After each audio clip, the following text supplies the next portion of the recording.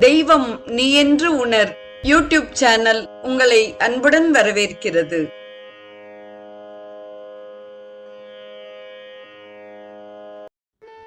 அன்பு உள்ளங்கள் அனைவருக்கும் ஒளிமயமான உற்சாகமான காலை வணக்கம்.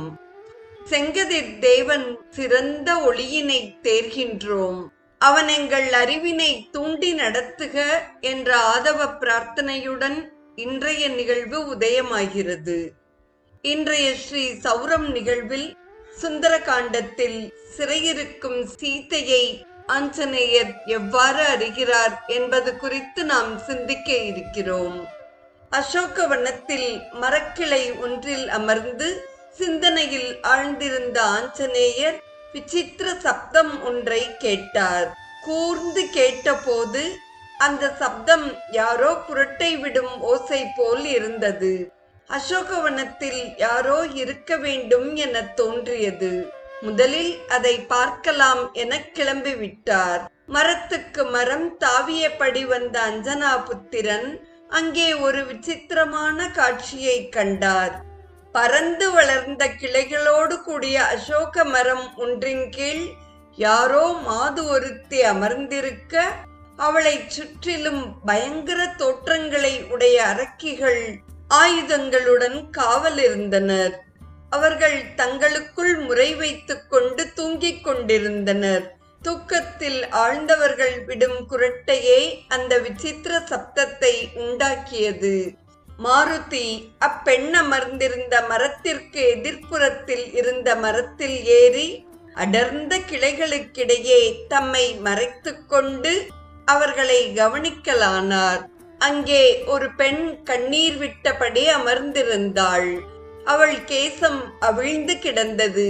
வாரி முடியப்படாததால் அதன் மீது தூசி படிந்திருந்தது. உடலிலே அழுக்கடைந்த வஸ்திரத்தை அணிந்திருந்தாள். தேகம் மெலிந்திருந்தாலும் அவள் முகத்திலே காந்தி குறையவில்லை. என் பிரபு ஸ்ரீராமனை நான் காண்பேனோ, அவரை அடையும் பாக்கியம் எனக்கு உண்டோ என்று அவள் அடிக்கடி நெஞ்சம் விம்ம துக்கித்துக் கொண்டிருந்தாள். அவளை பார்த்ததும் ஒருவேளை சீதையாக அவள் இருக்கக்கூடுமோ என்ற எண்ணம் ஆஞ்சநேயர் மனத்தில் எழுந்தது. ஸ்ரீராமனை நினைத்து அவள் படும் வேதனையை கண்ட பின்னர் அவருக்கு தாம் நினைத்தது சரியே என்ற தெளிவு ஏற்பட்டது.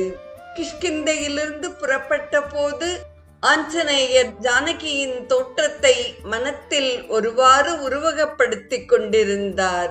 அதற்கு சிறிதும் மாறுதல் இன்றி சீதை இருப்பதை கண்டதும் அவர் நெஞ்சம் பக்தியால் விம்மியது. ஆகா, இவளல்லவோ உத்தமி! அண்ணலை விட்டு பிரிந்தது முதல் துயரத்தையே துணையாக கொண்டு விட்டாளே! எல்லா விதத்திலும் இவள் கொண்டாடத் தகுந்தவள் அல்லவா? பிறந்த வீடுதான் சாமான்யமானதா? ஜனகர் ராஜர்ஷியாயிற்றே, புகுந்த வீடும் அதற்கு எல்லா விதத்திலும் சமானமானதன்றோ? தசரதருடைய பெருமைதான் என்னே! சத்தியசந்தர் என உலகங்களாலும் கொண்டாடப்பட்டவர். அவருடைய மூத்த குமாரனுடைய கைப்பற்றும் பாக்கியம் பெற்ற ஜானகி அந்த குல ஆச்சாரத்தை கைவிட்டு விடுவாளா?